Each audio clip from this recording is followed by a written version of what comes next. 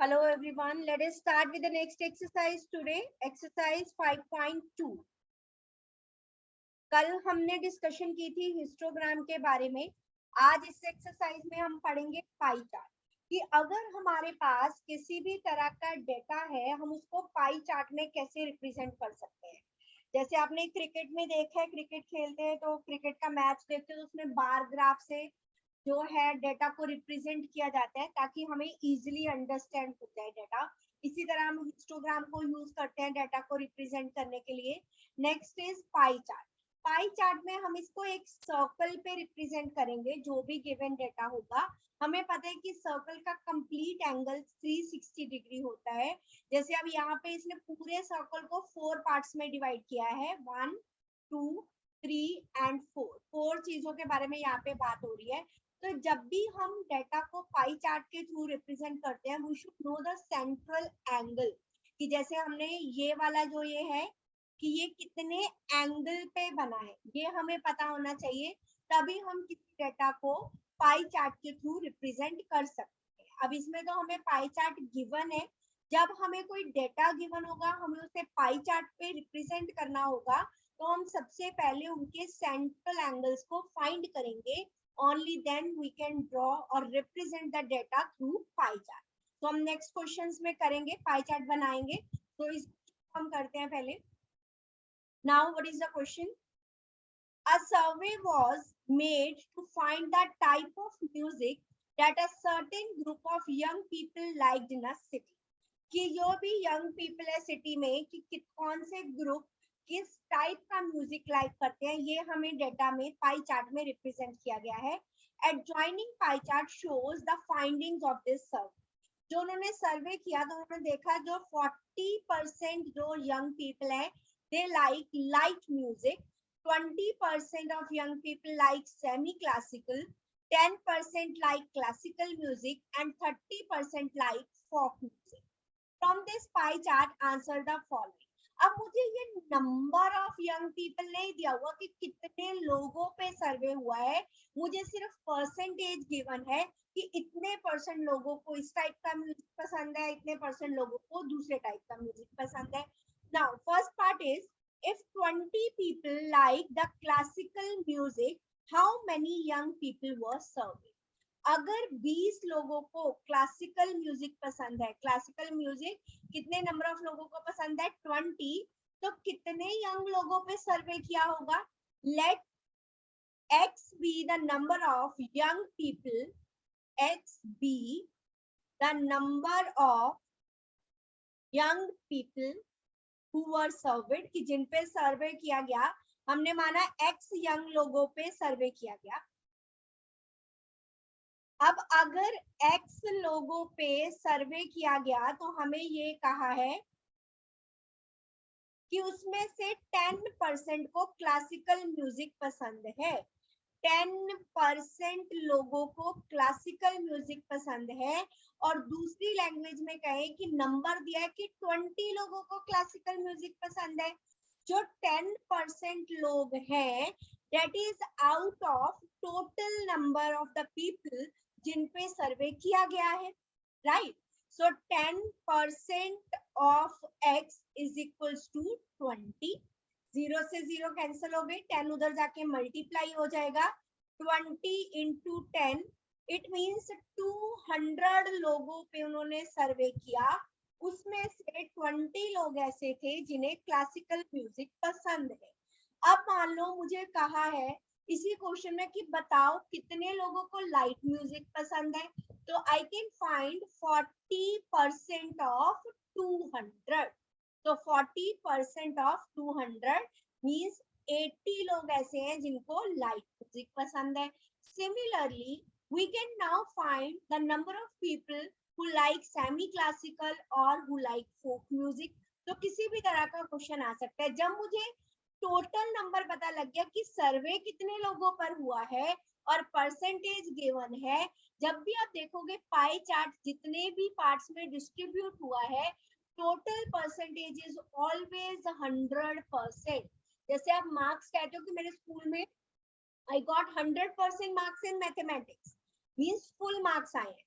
तो total percentage is always 100%। आप check कर सकते हो 40 plus 30 70 80 and 20 100। so now you can find the number of people, चाहे वो लाइट म्यूजिक पसंद करते हैं, फोक या सेमी क्लासिकल। बट हमें फर्स्ट में सिर्फ यही पूछा था कि कितने लोगों पे सर्वे हुआ, तो 200 लोगों पे सर्वे हुआ। Next is which type of music is like by the maximum number of people. इसके लिए देयर आर टू वेज। एक तो आप पाई चार्ट से देख सकते हो, जिसकी परसेंटेज ज्यादा है वही मैक्सिमम लोगों द्वारा लाइक किया गया, क्योंकि जो पाई चार्ट हमें गिवन है वो जो लोग लाइक करते हैं, यंग पीपल लाइक का ही दिया हुआ है, अनलाइक का नहीं दिया हुआ है। इसलिए मुझे हर एक का नंबर ऑफ पीपल फाइंड करने की जरूरत नहीं है। मैं यहाँ पे जिसकी परसेंटेज ज्यादा होगा, जिसकी परसेंटेज ज्यादा है, वो हो गया मैक्सिमम नंबर ऑफ पीपल। तो सेकंड हो गया which type of music is like by most number of people, that is light music. So light music is liked by maximum number of people. Light music is liked by maximum number of people. अगर मुझे ये भी पूछा होता कि find the number also, तो अभी मैंने आपको सिखाया कि हम नंबर कैसे फाइंड करेंगे। 40% of 200 that is 80 लोगों को ये पसंद है।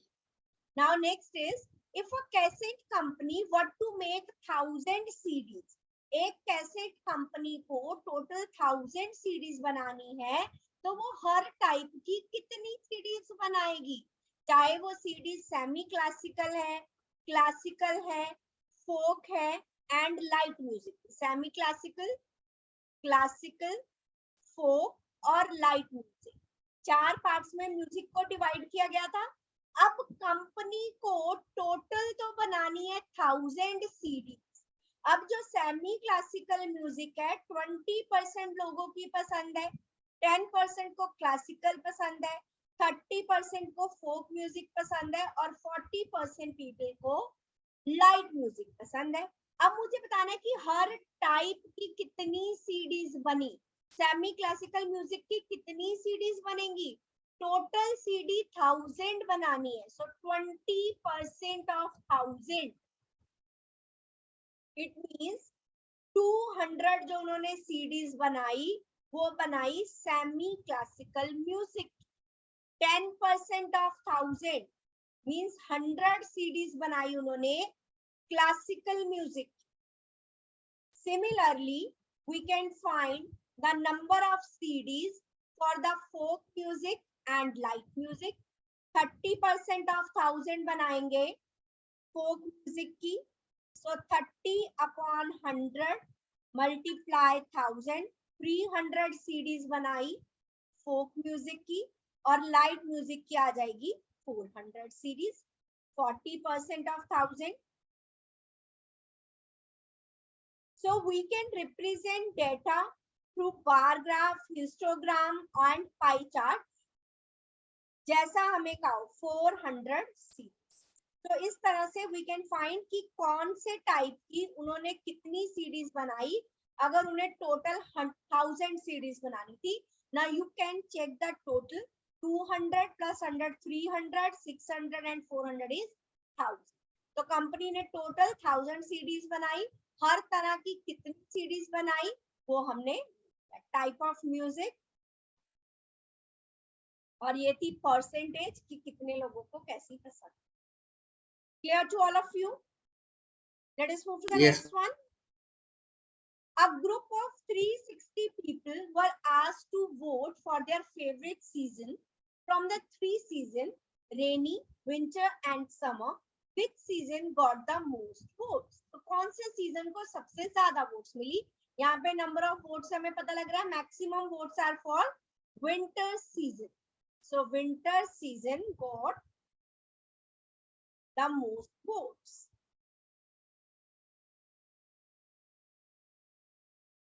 Now second part, find the central angle of each sector.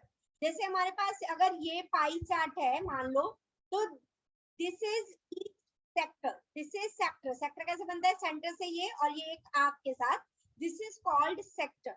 तो हर एक सेक्टर का सेंट्रल एंगल फाइंड करना है। Draw a pie chart.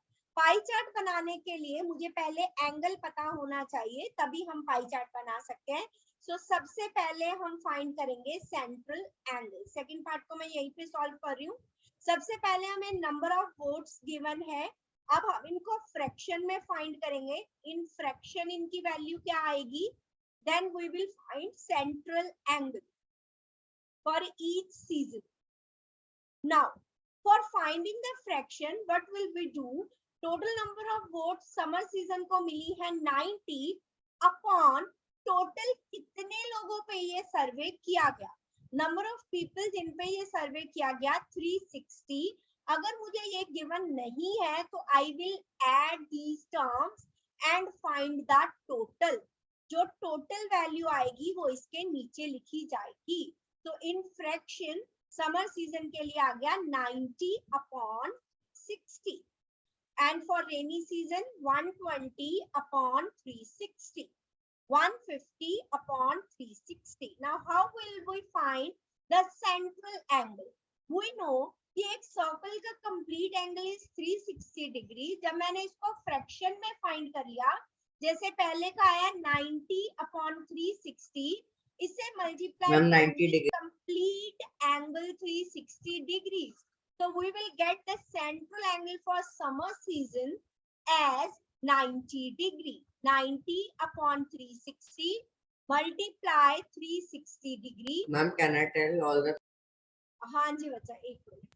Ma'am, 90 degrees, 120 degrees and 150. तो ये हमारे पास आ गया 90, नेक्स्ट इज 120 डायरेक्टली, ये तो 360 कंप्लीट ही कैंसिल हो रहा है, तो next angle is 120 degree and the next will be 150 degrees. Now how will we make the pie chart? Pie chart बनाने के लिए आप सर्कल बनाएंगे with the help of compass. Circle बनाने के बाद आप उसका सेंटर देखेंगे कहाँ पे है। Suppose this is the centre for my circle. अब हम थर्ड पार्ट कर रहे हैं, ये सेकंड पार्ट हमने यहीं पे फाइंड कर लिया सेंट्रल एंगल। नाउ अब मुझे समर सीजन के लिए 90 degree angle. Now 90 degree you can make with the help of scale. तो ये यहाँ पे मैंने स्ट्रेट लाइन लगाई और यहाँ पे मैंने स्ट्रेट लाइन लगाई सेंटर से ऊपर, तो ये 90 डिग्री एंगल हो गया। This is for summer season, तो मैं यहाँ पे लिखूंगी समर, राइट। अब मैं इसको अगर बेस लाइन लेती हूँ with the help of compass, you can make, sorry, with the help of protractor D की हेल्प से आप 120 डिग्री का एंगल बनाओ। ये मान लो मेरा बन गया 150 डिग्री का यहाँ पे और ये बन गया 120। With the help of D आप बनाओगे 120 डिग्री किसके लिए है? सेंट्रल एंगल रेनी सीजन के लिए, और 150 angle is for winter season. तो you will make pie chart like this. सबसे पहले आपको सेंट्रल एंगल फाइंड करना होगा। सेंटर से आप एक लाइन ड्रॉ करो, सेंटर ये रहा, स्ट्रेट लाइन ड्रॉ करो, वहां पे डी रख के आप सारे एंगल्स ड्रॉ करो। Then you can write the season, जो भी आपको मेंशन है, जिसके लिए जो भी angle. Clear to all of you कि पाई चार्ट कैसे बनाना है? Yes, Yes, ma'am. Clear? Yes, ma'am. Let us move to the next one. Draw a pie chart. इसमें भी पाई चार्ट बनाना है। Showing the following information, table shows the colour preferred by group of people. अब मुझे colour given है, पाई chart बनाना है। सबसे पहले मुझे सेंट्रल एंगल चाहिए। So let us find, complete the table first की कलर्स गिवन है और number of people like given है, I think, let me check. Yes, number of people blue, green, red, yellow, blue, green, red, yellow. Then number of people given कि कितने लोगों को कौन सा कलर पसंद है। अब हम पहले इन फ्रैक्शन फाइंड कर लो, फिर हम सेंट्रल एंगल फाइंड कर लेंगे। सेंट्रल एंगल फाइंड हो गया तो we can make pie chart easily. जब भी हमें पाई चार्ट बनाना है हमें एंगल पता होना चाहिए। Without knowing the angle, we cannot draw pie chart. Number of people 18963. 18963 total is given. अगर नहीं given, we will find, क्योंकि हमें fraction में लिखना है 9 plus 6 15 plus 3 18 and 18 36. So in fraction 18 by 36 1 by 2, 18 2s are 36, 9 by 36 1 by 4, 6 by 36 1 by 6, 3 by 36 1 by 12. अगर आपको यहाँ पे इसको नहीं लिखना, you can right 18 by 36 also, क्योंकि जब मैं इसको 360 से मल्टीप्लाई करूंगी डायरेक्टली कट हो जाएगा. ठीक है, तो आप जरूरी नहीं है कि इसको 1 by 2 1 by 4 लिखो, आपकी मर्जी. आप लिखना चाहो तो भी इट्स ओके, नहीं लिखना चाहो तो यहाँ पे डायरेक्टली आप इसे सॉल्व कर सकते. तो 36 टेंस आर, तो आ गया 180 angle. 9 by 36, so 9 into 10 is 90 degree. 6 into 10 is 60 degree, and 3 into 10 will be 30. So I found all the central angles for all colors. Now मेरे पास angles है. Now I can draw pie chart easily for all the colors. Pie chart के लिए सबसे पहले circle बनाएंगे. This is the center. First angle is 180 degree. 180 degree is a straight line. तो ये हो गया 180 degree. This is for blue color. Now अगर मैं center से ये line लगा दूं, ऊपर भी 90 है, नीचे भी 90 है. You can write 90 wherever you want. चाहे मैं नीचे ले लूं 90, चाहे ऊपर ले लूं, वो आपकी मर्जी है, क्योंकि अभी दोनों ही 90 है. अब जो एक 90 बचा, उसमें मुझे दो एंगल्स ड्रॉ करने हैं, 60 and 30 डिग्री. डी को यहाँ पे रखोगे, 60 डिग्री का एंगल ड्रॉ करो, और जहां पे 60 डिग्री है दिस इज फॉर रेड, और यहाँ पे ये 30 डिग्री है, दिस इज येलो कलर. आपको एंगल मैं बार बार बोल रही हूँ डी की हेल्प से ड्रॉ करने हैं. आप उससे ड्रॉ करो डी की हेल्प से. कोई डाउट हो यू कैन आस्क मी. ठीक है, आप सभी लोगों को एंगल ड्रॉ करने आते हैं. तो सबसे पहले जो भी डाटा गिवन है उसके लिए सेंट्रल एंगल फाइंड करेंगे, and then we will draw a pie chart. Let us move to the next one now. The adjoining pie chart gives the marks scored in an examination by a student in Hindi, English, Mathematics, Social Science and Science. If the total marks obtained by the students were 540, answer the following question. Total marks is given 540. In which subject did the student score 105? तो मैं सभी के लिए marks find करती हूँ. अब यहाँ पे मुझे एंगल गिवन है. जैसे सोशल साइंस के लिए 65 डिग्री एंगल है, and we know complete angle is 360 degree. Total marks given है 540. 540 is the total marks. So you can find here 18 2s are, 18 3s are. तो इसको सॉल्व करके 3 by 2 आ गया सबसे जो मल्टीप्लाई होगा. और मुझे बार बार अलग अलग सॉल्व करने की जरूरत नहीं है. मैंने एक को इसे सॉल्व कर लिया, तो हर एंगल को 3 by 2 से मल्टीप्लाई कर देता है. तो let us make the table. तो सब्जेक्ट्स कौन कौन से हैं? Social science, science,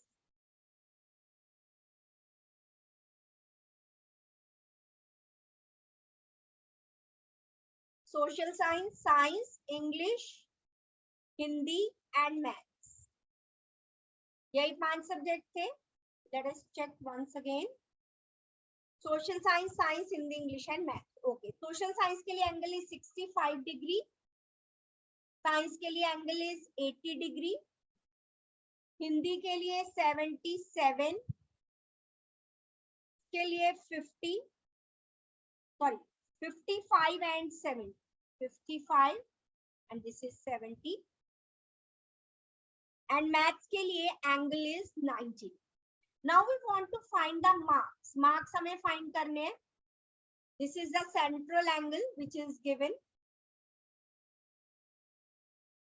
Total marks is given 540. So 650, 65 degree upon 360 degree multiply 540. 540 और 360 को हमने सॉल्व किया. What we get 3 by 2. So I can write it as degree से डिग्री कैंसिल हो जाएगा, तो हमारे पास आ गया 65 into 3/2. I can write it like this. अब 2 से ये कैंसिल नहीं होता, मल्टीप्लाई करना पड़ेगा. 5 3s are 15, 6 3s are 18 and 1. 2 9s are 18, 2 7s are 14, 10, 2 7 5s are 10. Next is 80 into 3/2. मैंने आप सबके लिए ये लिखोगे 80 degree upon 360 degree multiply 540. So 240, 3s are 120. 55 into 3/2. 5 3s are 15 and 1 16. 2 8s are 16. 2 7s are 14. 2 5s are 10. 70 into 3/2. 35 into 3. 5 3s are 15. 3 3s are 9 and 1 10. 90 into 3/2. That is 45 into 3. 5 3s are 15. 4 3s are 12 and 1 13. This is 105.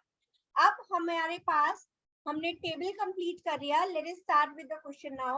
In which subject did the student score 105?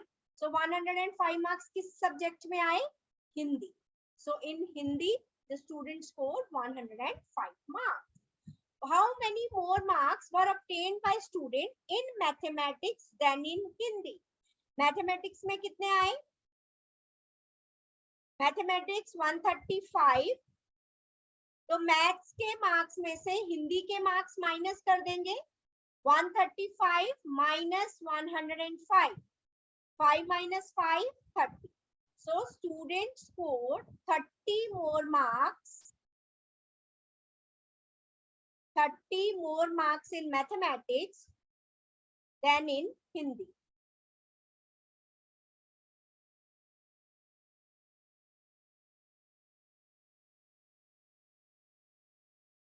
Next is examine whether the sum of the marks obtained in social science and maths is more than marks scored in science and Hindi. Hindi में थे 105, mathematics में थे 135. Now social science and science के maths देखते हैं. Social science 97.5, science के 120. Add करेंगे so total इनका आ गया 7 + 5 12, 132.5. और इनका टोटल आ गया 5 2 225. Hindi is 105, science is 120. ठीक है. अब हमें पूछा था examine whether sum of marks obtained in social science and science is more than this.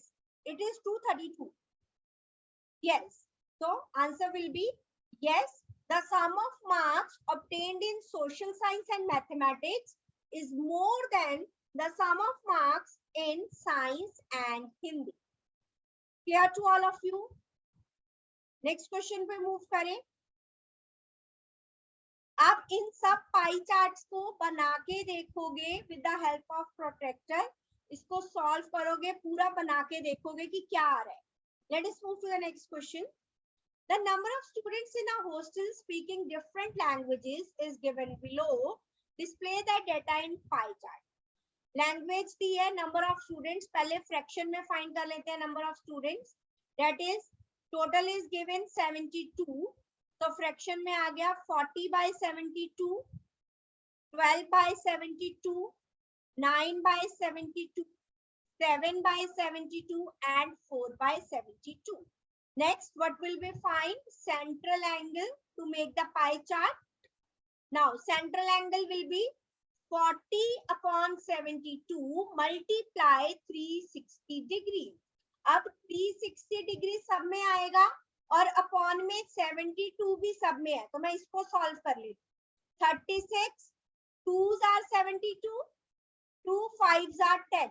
मतलब इन दो टर्म्स को सॉल्व करके मेरे पास आएगा हर बार 5. सो 40 into 5, 5 4s are 20, 200 degrees. Next find करेंगे 12 into 5, 60 डिग्रीज. 9 into 5, आप पूरा लिखोगे ये 12/72 मल्टीप्लाई 360 डिग्री. लेकिन हर बार सॉल्व करने की जरूरत नहीं है, आप इसको डायरेक्टली एक बार कट करके 5 लिख सकते हो, इससे आपका टाइम सेव होगा। Next is 7 into 5 35 degrees. Next is 4 into 5 20. So here we have found all the central angles to make the pie chart. Okay, तो पाई चार्ट बनाएंगे, मेक द सर्कल। आप कोशिश करना कि थोड़ा सा बड़ा सर्कल बनाओ कंपास की हेल्प से, ताकि आप क्लियरली हर एंगल को उसमें रिप्रेजेंट कर सको। ना फर्स्ट एंगल इज 200 डिग्री। अब स्ट्रेट लाइन होती है 180 की, राइट?